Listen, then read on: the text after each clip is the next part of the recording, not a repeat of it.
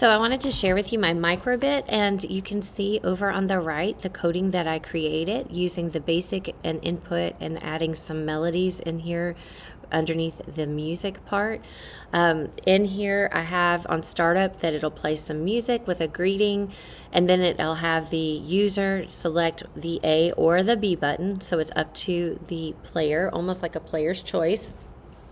And depending on which button is pressed, we'll have a different outcome. And so I'll show you this real quick and let you see what this looks like. So it starts out with a greeting of hi and a smiley. And now it's asking you to select either the A or the B button.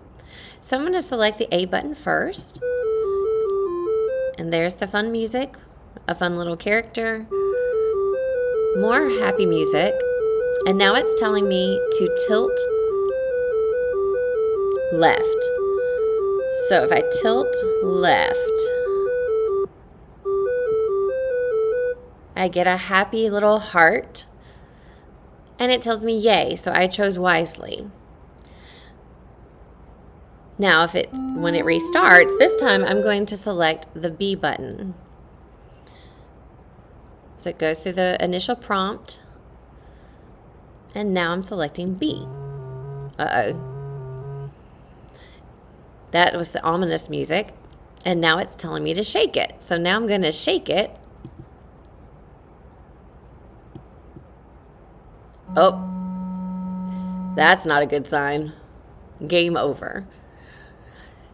The hardest part that I found in this was actually finding how to stop the music.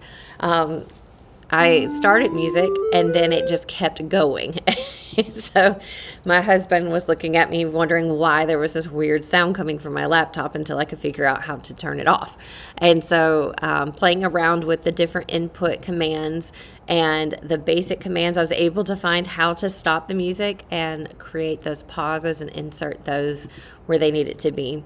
And the fun part was actually creating the music that went with it, finding which tones gave me more of that Jaws sound for the doom and gloom of the fish coming up, or the happier melody that I chose. So I quite enjoyed this experience of putting this together.